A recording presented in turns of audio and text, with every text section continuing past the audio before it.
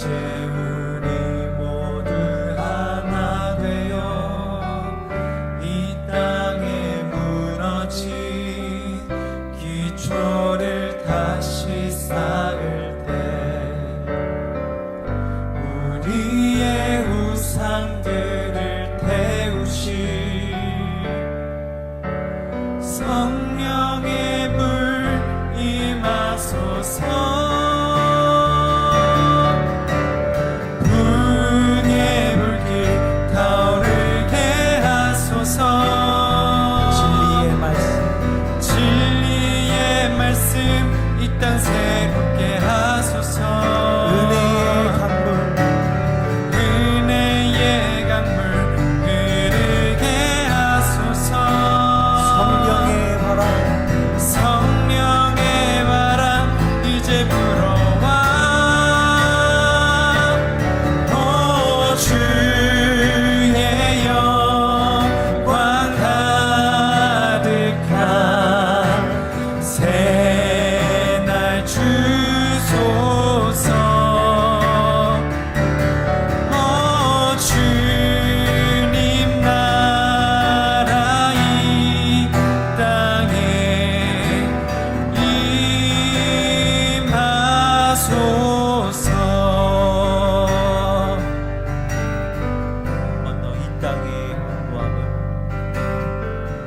이 땅의 왕무함을 보소서.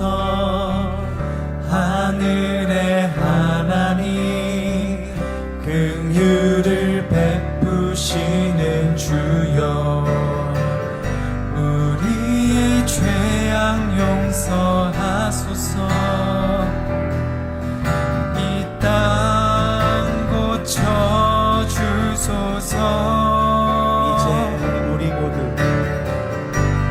이제 우리 모두 하나 되어 이 땅에 무너진 기초를 다시 쌓을 때 우리의 우상들을 태우시 성령의 불 임하소서.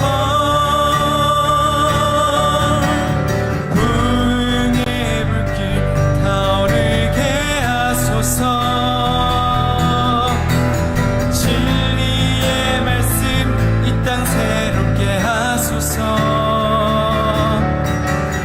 은혜의 강물 흐르게 하소서.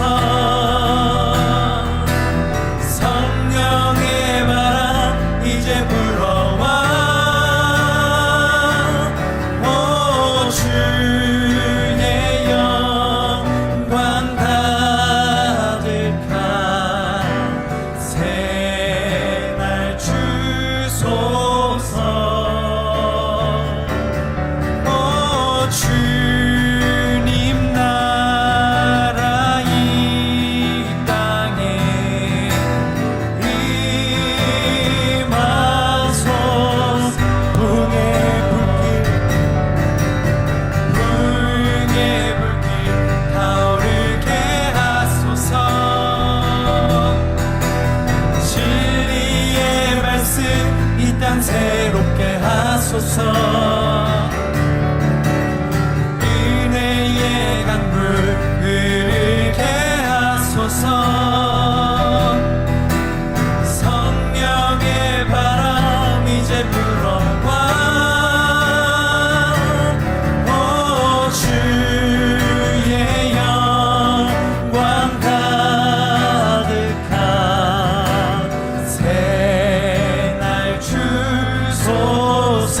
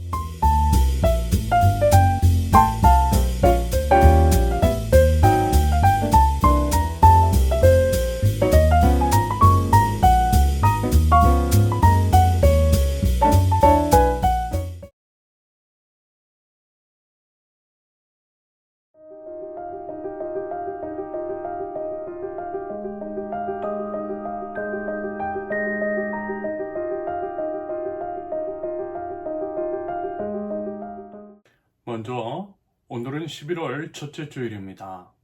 이제 2025년도가 두 달이 채 남지 않았는데요. 시간 참 빠르죠?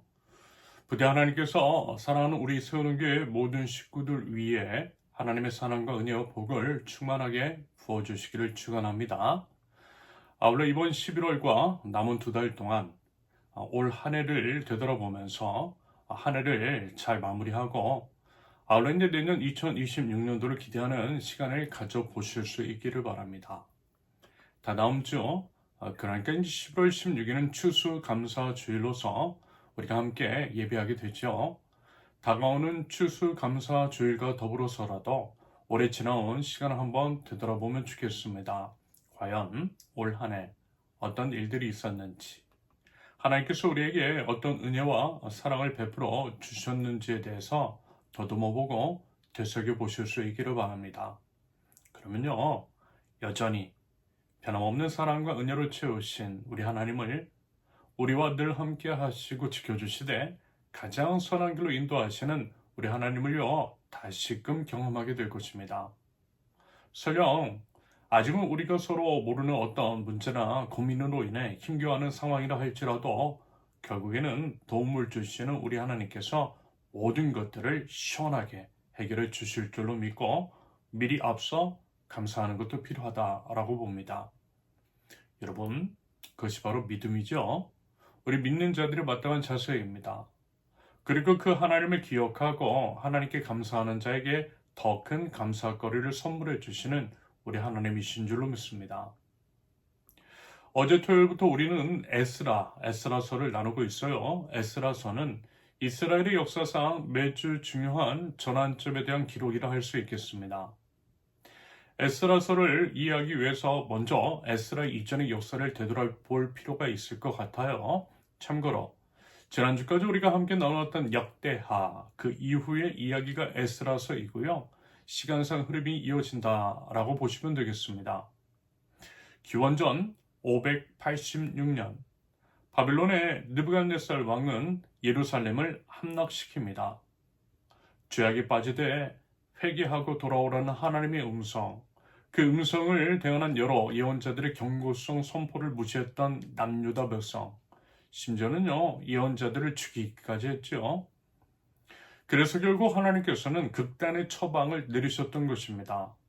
바빌론의 느부갓네살 왕을 도구로 사용하셔서 아시리아에 이미 멸망한 북이스라엘에 이어 남유다도 멸망시키셨어요. 여러분, 하나님은요 경고하세요. 한 번 잘못했다고 가차 없이 징계하지는 않으십니다. 우리도 그렇지 않습니까? 그러지 마, 정신 차려, 그러다가 혼나. 여러분, 처음부터 회초리 들지 않는다라는 것입니다. 말로예요. 좋은 말로 합니다. 돌이킬 기회를 주는 거죠. 그런데요, 하다 더 이상 안 되겠다 싶을 때 극약의 처방을 내리는 거예요. 그러므로 쟤는 뭐라고 그랬죠? 기회가 주어졌을 때에 돌이키는 것이라고 했습니다. 좋은 말로 할 때 알아듣고 행동을 고치는 것이 지혜입니다. 그런데요, 북이스라엘과 남유다 모두 들을 귀와 지혜가 없었습니다. 그래서 망한 거예요. 아무튼 느부갓네살의 공격으로 인해 과거 위대한 왕 솔로몬이 건축한 그 웅장하고 화려했던 성전은 다 불타버렸습니다. 견고했던 성벽은요 파괴되었어요. 그리고 무엇보다 수많은 백성이 바빌론으로 포로로 끌려갑니다. 이것은요 단순하게 전쟁에서 진 것 혹은 정치적인 패배라고 치부할 수만은 없습니다. 하나님의 성전에 있던 거룩한 도성이 무너진 것이잖아요. 다윗의 왕조가 끊어진 것입니다. 이런 식으로 하나님과의 언약 관계가 깨어졌다라는 것입니다. 여러분, 제일 무서운 게 뭐죠? 야, 너 내 자식 아냐? 말하자면 이런 게 무서운 거예요. 스스로 살아갈 능력과 힘, 아무것도 없는 어린아이에게 제일 무서운 것이 넌 내 자식 아냐? 집 나가 라고 하는 것이 제일 공포스럽습니다. 맞아요, 여러분. 설령 혼이 좀 나더라도 내 아빠인 것이 안전해요. 집안에 함께 머물러 있는 것이 제일 좋습니다. 그런데요, 아빠 자식 아니래요. 호적에서 봤대요. 집 나가래요. 다시는 안 본답니다. 그러면요, 잔소리를 듣지 않아서 좋은데 사실은 무섭죠. 두렵습니다. 공포가 밀려와요. 부모라고 하는, 가족이라고 하는 보호막이 사라졌기 때문입니다. 말하자면 성전이 불타고 성벽이 무너진 것, 그리고 이제 포로로 끌려간 것은 그런 의미일 수 있어요. 아버지가 날 버리고 집에서 내쫓았다라는 것입니다. 믿고 의지할 사람 아무도 없다라는 거예요. 하지만 여러분, 우리는 또한 모두 알고 있습니다. 우리 아버지 하나님이 어떤 분이신지를 말입니다. 설령요, 사람 아빠는 그럴 수 있어요. 세상이 너무 악해져서 사람 아빠는 자기 자식을 죽이기도 합니다. 하지만요, 하나님 아빠는 안 그랬어요. 하나님 아빠는 날 위해 자기 생명 버리신 분이십니다. 하나님이 신실하시고 사랑과 은혜가 하나님은요, 신실하시고 사랑과 은혜가 풍성하신 주님이십니다. 하나님의 본심은요, 징계와 심판이 아니라 회개와 회복이라고 누차 말씀을 드렸지요. 저도요, 자식을 키우면서 그게 좀 아쉽더라고요. 자식이 부모 마음 잘 몰라요. 속마음을 헤아리지를 못하더라고요. 그저 바라는 것은 아빠 잘못했어요 라고 앵기기만 하면 되는데 그걸 잘 안 해요. 자존심 세워요. 여러분, 부모 앞에서 자존심 세우는 거 아니잖아요. 그냥 자식은 자식답게 앵기면 되는 거 아니겠어요? 그것이 바로 부모에 대한 신뢰입니다. 부모는요, 그거 안 하면 돼요. 하나님 아빠 마음이 그래요. 아빠 잘못했어요 하면서 앵기면 돼요. 그리고 결국 이제 사람 부모 마음도 하나님 아빠 마음도 똑같아요. 자식 잘 되기를 바라는 마음입니다. 그것밖에 없어요. 그리고 아무리 심한 말을 한다 할지라도 이미 회복시켜 주려고 하는 마음을 먹고 있죠. 용서해 주려고 준비하고 있어요. 다 계획이 있습니다. 예를 들어 집 나간 둘째 아들을 기다리던 그 아버지처럼 언제든 내 아들이 다시 돌아올 것을 기대하고 기도하고 있습니다. 오기만 하면 가장 좋은 옷 입혀줘요. 오기만 하면 살찐 송아지 잡아서 파티할 준비 이미 하고 있어요. 이게 바로 아빠 마음이고 아빠 하나님의 본심입니다. 여러분 그 하나님을 신뢰하실 수 있기를 바랍니다. 여러분 선악과 범죄 때를 보세요. 심판과 징계를 내리시면서 바로 그 순간에 예수님을 통해서 구원을 계획하셨잖아요. 구원을 약속하신 하나님이십니다. 그래서 보세요. 예레미야 예언자를 통한 예언도 똑같습니다. 예레미야 25장 11절과 12절. 이 땅은 깡그리 끔찍한 폐허가 되고 이 땅에 살던 민족은 70년 동안 바빌로니아 왕을 섬길 것이다. 이렇게 70년이란 기한이 다 차면 내가 바빌로니아 왕과 그 민족 바빌로니아 땅의 죄를 벌하며 그곳을 영원한 황무지로 만들어 버리겠다. 나 주의 말이다. 예레미야 29장 10절 나 주가 말한다. 너희가 바빌로니아에서 70년을 다 채우고 나면 내가 너희를 돌아보아 너희를 이곳으로 다시 데리고 오기로 한 나의 은혜로운 약속을 너희에게 그대로 이루어 주겠다. 그리고 정확히 70년 후 역사의 주관자이신 하나님께서는요, 역사를 움직이셨어요. 바빌론 제국을 무너뜨리시고 페르시아 제국을 일으키셨습니다. 기원전 539년 페르시아의 고레스 왕이 바빌론을 정복합니다. 여러분 사람이 한 것 같지만요, 하나님께서 하신 것입니다. 그러면서 이제 어제 말씀에서도 살펴보았던 것처럼 놀랍게도 페르시아의 고레스 왕은요, 유대인들에게 고향으로 돌아가 성전을 재건하라고 조서를 내립니다. 놀랍게도 이것은 이사야 예언자가 약 150년 전에 예언했던 그대로였더라는 것. 이사야 44장 28절 고레스를 보시고는 너는 내가 세운 목자다. 나의 뜻을 모두 내가 이룰 것이다 하시며 예루살렘을 보시고는 내가 재건될 것이다 하시며 성전을 보시고는 너의 기초가 놓일 것이다 하신다. 여러분 참으로 놀랍지 않습니까? 그 하나님이 우리 아빠 하나님이시라는 거예요. 그 하나님을 믿고 그 하나님을 의지하여 다시 일어나 하나님 나라 백성다운 삶을 살아가는 저와 여러분들이 있을 수 있기를 바랍니다. 언제든 어디에서는요 주님께로 돌이키면 회복될 수 있다라는 것입니다. 오늘 이제 살펴보는 에스라 2장은요 첫 번째 포로 귀환 자들의 명단을 기록합니다. 사실 이제 이름과 숫자가 가득한 길고 긴 이러한 명단이 사실 이제 좀 난감한 면이 있죠.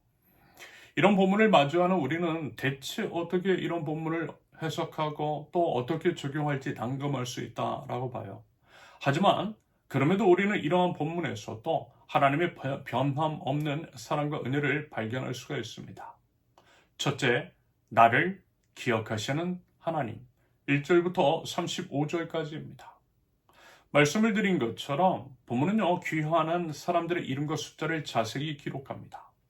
수르바벨, 예수와 느헤미야 등 지도자들의 이름부터 시작해서 각 가문, 각 지역별로 얼마나 많은 자들이 돌아왔는지에 대해서 세심하게 기록하고 있습니다. 그러면 여러분, 왜 그랬을까요? 왜 이렇게 일일이 읽기도 쉽지 않은 길고 긴 명단을 기록해 놓으신 걸까요? 그것은 우리 하나님께서 우리 한 사람 한 사람을 소중히 여기시기 때문이겠죠. 한마디로 나를 기억하시는 하나님이시라는 것입니다. 그 전응을 드러내는 장면인 거죠. 여러분, 하나님께서는요, 사람을 중요하게 여기세요. 한 사람을 중요하게 여기십니다. 그래서 그런 거예요. 바로스의 자손 2172명, 스바다의 자손 372명, 그리고 이제 그 외에 수많은 사람들. 대략 몇 명이라고 하지 않고요. 정확하게 숫자를 세워서 기록했는데요. 이 숫자 하나하나에는 실제로 결단하고 믿음으로 발걸음을 옮긴 사람들을 의미합니다. 말하자면 하나님께서 그 한 사람 한 사람을 기억하신다라고 하는 의미이겠죠. 맞아요, 여러분. 하나님은요, 우리 한 사람 한 사람을 기억하시는 하나님이세요. 하나님은 내 이름 아세요. 우리를 군중으로 보지 않으시고 우리를 각자의 이름을 불러주십니다. 우리를 존귀 여기시는 아빠 하나님이세요. 여러분, 그 아버지 하나님이심을 믿고 또 기억하실 수 있기를 바랍니다.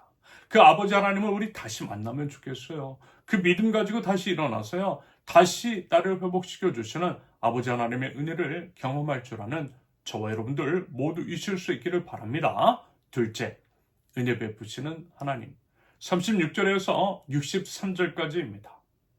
이 구절에서는 제사장들, 레위인들, 노래하는 자들, 문지기들, 성전 봉사자들, 그리고 이제 솔로몬의 신하들의 자손까지 다양한 계층의 사람들을 기록합니다.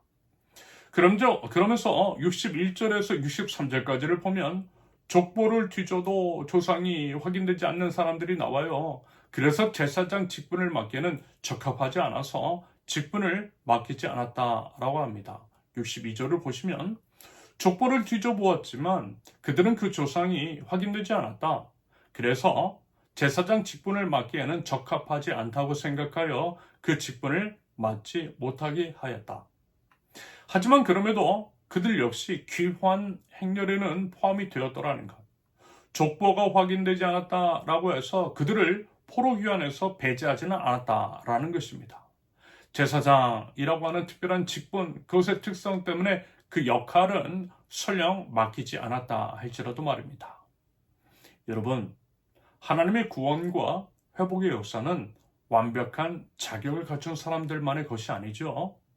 연약하고 부족하고 못났어도 때로는 자신의 정체성조차 확신하지 못하는 사람들에게까지 하나님 다 받아주세요. 하나님께서 구원해 주세요. 여러분, 하나님의 구원은 그런 것입니다.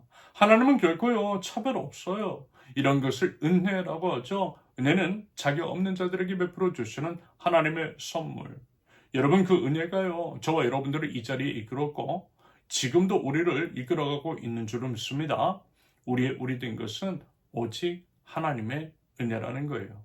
여러분, 부디어 그 은혜를 베풀어 주신 우리 하나님께 감사하면 좋겠습니다. 아울러 그 은혜를 입은 자로서 모든 사람들에게 차별 없는 사랑과 은혜를 또한 베풀 줄 아는 축복의 통로가 될 수 있기를 바랍니다. 이것이 바로 은혜 받은 자의 마땅한 삶의 자세인 줄로 믿습니다. 셋째, 다시 세우는 공동체. 64절에서 70절까지입니다. 먼저 64절에서 67절까지에서는요, 귀환한 전체 회중의 숫자를 정리하고 있어요. 총 42,360명, 남녀 종들은 7,337명, 노래하는 남녀는 200명, 말 736마리, 노새 245마리, 낙타 435마리, 나귀 6,720마리, 이런 식으로요, 상세하게 기록되어 있어요. 그러면서 68절과 69절을 보십시오. 가문의 우두머리 가운데는 예루살렘에 있는 주님의 성전터에 이르러서 하나님의 성전을 옛터에 다시 세우는 일을 도우려고 자원 예물을 바치는 이들도 있었다.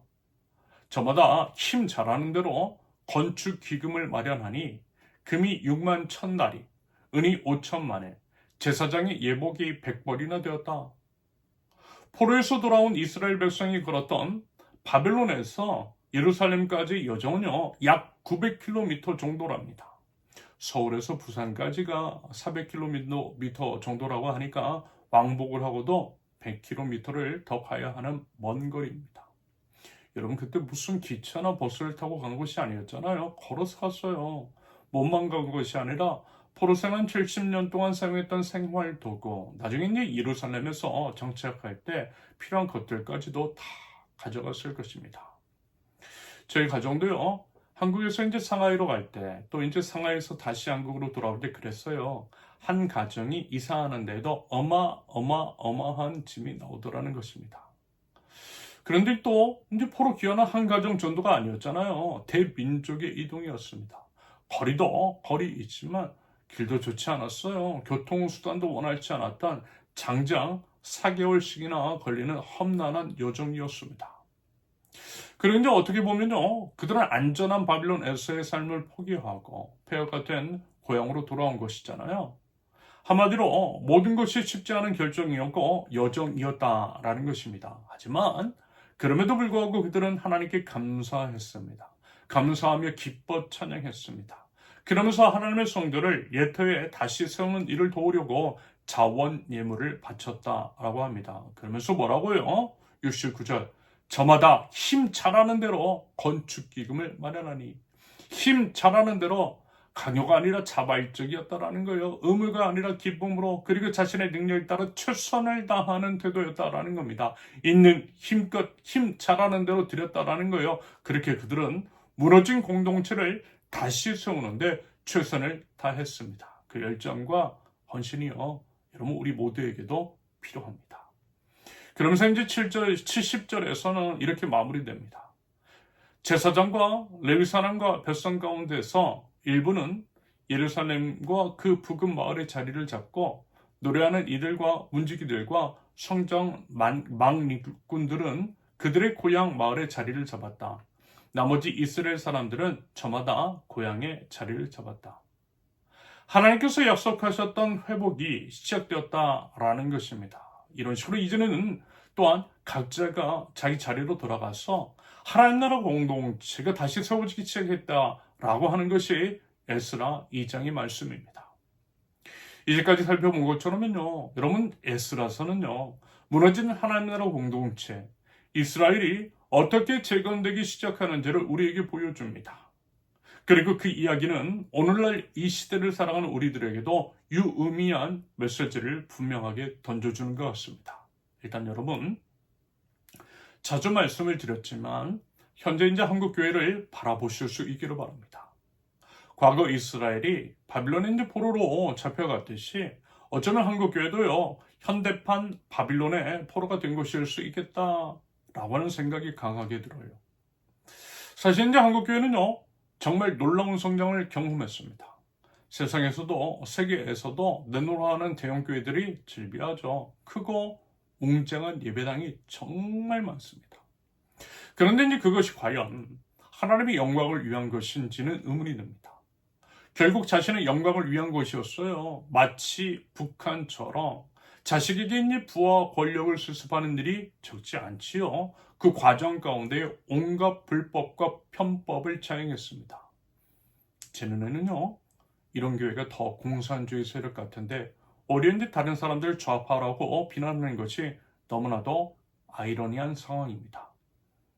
교인의 숫자, 건물의 크기, 헌금액을 자랑하죠. 큰 교회 다니면 어깨 펴지고 작은 교회 다니면 부끄러운가 봐요. 출석 숫자는 거짓으로 부풀려져 있는 게 있습니다. 너무 이제 제가 다 잘 알아요. 제가 이제 부사역자로 사역하면서 교회들이 거의 그랬어요. 숫자를 부풀리지 않는 교회는 없었습니다. 교회 건물은요, 빚더미 위에 세워졌어요. 안 그래도 힘겨운 삶을 살아가고 있는 교인들에게 헌금 강요했지요. 임직을 빌미로 엄청난 헌금을 강요하는 것도 적지 않습니다. 교회가 세상을 변화시켜야 하는데 오히려 세상이 교회가 더 나아 보여요. 한예로 세상은 다양성을 존중하는데 교회는 어때요? 혐오와 차별의 언어가 난무합니다. 아직까지도 여성 목사를 인정하지 않는 교단이 대부분이잖아요. 성공과 물질, 권력과 명예를 추구하는 세속적 가치관이 만연해 있어요. 십자가의 희생과 섬김보다는 축복과 번영만을 강조하는 왜곡된 복음, 번영 신학이 인기를 끄는 것 같습니다. 그런 교회, 그런 간증에 열광하고 있어요. 권력자들과 결탁하고 힘 있는 자들의 목소리를 대변합니다. 불의에는 침묵해요. 선택적인 정의가 만연합니다. 약한 자들에게는 강하고 강한 자에게는 약하더라고요. 화려한 예배와 프로그램은 있는지는 몰라도 성령의 능력과 하나님의 임재는 사라진 것 같습니다. 예배가 하나님을 만나는 거룩한 자리라기보다는 그저 이제 좋은 종교적 행사 정도로 전락했는지도 모르겠습니다. 신앙이요, 삶의 변화가 아니라 주일 몇 시간의 종교 활동으로 축소된 것들이 있어요. 교회는 사교 모임 장소일 수도 있겠다 싶습니다. 그 외에도 이루 말할 수 없이 참담한 것들이 많아요. 이 모든 것들이 바빌론의 포로로 잡혀간 것과 과연 무엇이 다르겠느냐라는 것입니다.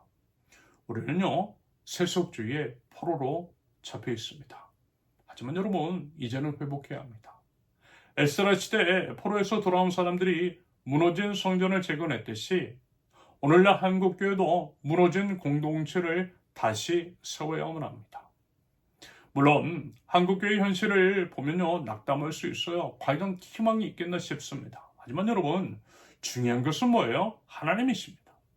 하나님은 우리를 결코 포기하지 않으시더라는 거예요.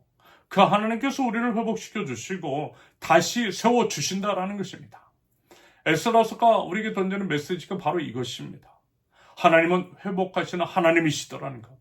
그 하나님을 믿고 그 하나님을 의지하며 다시 일어나서 주님께로 나가자라는 거예요. 여러분, 앞서 살펴본 것처럼 무린지 70년 이라고 긴 포로 생활 후에도 하나님께서는 이스라엘을 회복시키셨잖아요. 무너진 성전을 다시 세우셨어요. 흩어진 백성들을 다시 모으셨어요. 깨진 언약 관계를 하나님께서 다시 회복시켜 주셨습니다. 마찬가지라는 거예요. 그 하나님께서 지금도 우리를 통해 역사하여 주시는 줄로 믿습니다. 하나님은요, 오늘날 한국교회도 회복하시기를 바라신다는 거예요. 우리가 회개하고 돌아설 때 하나님은 우리를 새롭게 하여 주실 줄로 믿습니다. 우리가 하나님의 말씀으로 돌아갈 때 성령께서 다시 역사하여 주실 줄로 믿습니다. 우리가 다시금 본질로 돌아갈 때, 다시 말해 오직 말씀으로 돌아가고 오직 믿음으로 새롭게 하며 오직 은혜를 구하며 나아갈 때에 교회는 다시 세워질 줄로 믿습니다. 교회가 타락하고 세속화될 때마다 하나님은요, 어김없이 개혁자들이 일으키셨던 것을 기억합니다. 그것은 그야말로 하나님의 은혜였어요. 그 은혜가 하나님의 교회, 한국교회에도요, 임할 수 있기를 바랍니다. 그 은혜의 도구로서 우리 세우는 교회와 느헤미야 교회 협의회가 사용되면 참 좋겠다 싶습니다. 여러분, 우리 하나님 오늘도 살아계세요. 하나님은요, 한국교회를 포기하지 않으셨어요. 저와 여러분도 마찬가지입니다. 지금 이 시간에도 회개하고 돌아오기를 바라고 계십니다. 물론요, 에스라 시대에 모든 사람들이, 모든 유대인들이 돌아온 것은 아니었어요. 여전히 많은 사람이 바빌론에 남았습니다. 하지만 믿음에 남은 자들이 돌아와서 하나님의 역사를 이루었어요. 마찬가지라는 거예요. 모든 교회가, 모든 교인들이 한꺼번에 변화되지는 않을 것입니다. 여전히 부와 명예와 권력을 쫓고 세속을 따라갈 것입니다. 가진 자의 편에 서고요, 약자를 외면할 거예요. 혐오와 차별을 남발할 것입니다. 코로나를 통해 교회가 변할 줄 알았는데 코로나 이전과 똑같은 교회가 대부분인 거 여러분 우리 다 확인했잖아요. 하지만 여러분, 그래서더라도요, 우리가 하나님 앞에 바라서면 좋겠어요. 하나님 나라의 구현과 한국 기독교의 재구성을 위해서 우리 한 사람 한 사람이 하나님의 부르심에 응답하면 좋겠습니다. 그러면요, 다시 일어나 하나님 앞으로 나아가는 우리를 통해서 하나님께서 교회 공동체를 다시 세워주시고요, 하나님의 역사, 회복의 역사를 이루어 주실 줄로 믿습니다. 여러분, 다시 일어나 라고 하는 찬양이 있죠.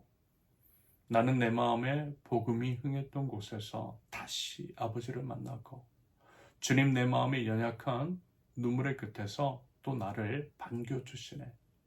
작다 생각했던 그의 부르심, 다시 나를 회복해 하시네. 다시 일어나 주를 예배함이 내 모든 기쁨이 되리. 그의 기쁨되어 삶의 모든 순간을 주께 다 내어드리리. 지금은 참으로 다시금 아버지 하나님을 만나야 할 때입니다. 아버지 하나님은 지금도 우리를 애타게 기다리고 계세요. 바라기는 다시 일어나 다시 하나님을 만나고, 우리 주님께서 받으실 만한 삶의 예배를 회복함으로써 무너진 나를 세우고 무너진 공동체를 다시 세워나가는 하나님 나라 백성, 저와 여러분들 모두 되실 수 있기를 예수님의 이름으로 축원합니다. 함께 기도합니다. 변함없는 사랑과 은혜로 저희와 함께 하시고 한 사람 한 사람의 이름을 기억하시며 불러주시는 아버지 하나님을 기뻐 찬양합니다. 70년의 포로 생활 끝에 이스라엘을 회복시켜 주셨던 것처럼 오늘 저희 삶과 공동체도 다시 세워주실 우리 하나님을 신뢰하며 기대합니다. 하나님, 저희들 회개하는 마음으로 주님 앞에 엎드립니다. 세속주의와 물질주의 포로가 되어 본질을 잃어버린 저희 자신임을 고백합니다. 하나님의 영광보다 저희 영광을, 섬김보다 성공을, 사랑보다 판단을 앞세웠던 연약함을 용서하여 주시옵소서. 타락하고 세속화된 모습으로 주님의 마음을 아프게 했던 한국교회가 회개하고 본질로 돌아가는 은혜를 허락하여 주시옵소서. 오직 말씀으로, 오직 믿음으로, 오직 은혜로 돌아가서 성령께서 다시 역사하시는 교회로 회복될 수 있도록 하나님 은혜를 더하여 주시옵소서. 분열과 갈등을 넘어 서로 사랑하라 라고 하는 주님의 명령을 회복하게 하옵소서. 혐오와 차별이 아니라 사랑과 포용의 공동체가 되게 하옵소서. 세우는 교회와 느헤미야 교회 협의를 축복하여 주시옵소서. 비록 작은 무리라 할지라도 믿음의 남은 자로서 하나님 앞에 바로 설 수 있도록 주님 인도하여 주시옵소서. 자발적으로 기쁨으로 각자의 능력과 최선을 다해서 하나님 나라를 세워나갈 줄 아는 하나님 나라 공동체 될 수 있도록 주님 인도하여 주시옵소서. 죄를 통해서 무너진 공동체를 다시 세우시고 하나님의 회복의 역사를 이루어 주시옵소서. 작다 생각했던 부르심이 다시금 죄를 회복케 하는 통로가 될 수 있도록 주님 인도하여 주시옵소서. 복음이 흥했던 그 자리에서 다시 아버지를 만나게 하옵소서. 연약한 눈물의 끝에서 저희를 반겨주시는 우리 주님을 경험할 수 있도록 은혜를 더하여 주시옵소서. 전심과 진심으로 모든 삶으로 하나님을 예배하는 것이 저희의 기쁨이 되게 하시며 저희 모든 순간을 온전히 쉽게 내어드릴 줄 아는 삶을 살아가게 하여 주시옵소서. 하나님, 저희들요 올 한 해를 되돌아가면서 감사드립니다. 여전히 변함없는 사랑으로 채워주시고 가장 선한 길로 인도하시는 하나님의 은혜였음을 감사함으로 고백합니다. 다가오는 추수감사주일과 남은 두 달을 잘 마무리할 수 있도록 인도하시며 2026년을 소망과 기도로 준비할 수 있도록 인도하여 주시옵소서. 하나님, 그리고 지금도 어려움 가운데 있는 성도들이 있습니다. 하나님, 그들 문제를 해결해 주실 하나님을 믿고 미리 감사할 줄 아는 그 믿음을 더하여 주시고 더 큰 감사거리를 하나님 저희들에게 선물하여 주시옵소서. 이제는 우리 주 예수 그리스도의 은혜와 아버지 하나님의 극진하신 사랑과 성령님의 감화, 감동, 교통하심이 다시 일어나 우리 주님을 만나고 그로 인해 개인과 공동체를 다시 세워나갈 줄 아는 하나님 나라의 백성들 모두 위에 이제로부터 영원토록 함께 하시기를 간절히 축원합니다. 아멘. 감사합니다. 모든 예배를 마쳤습니다. 이번 한 주도요 감사로 채워나갈 줄 아는 저와 여러분들 모두 되실 수 있기를 바랍니다. 감사합니다. 사랑합니다. 축복합니다.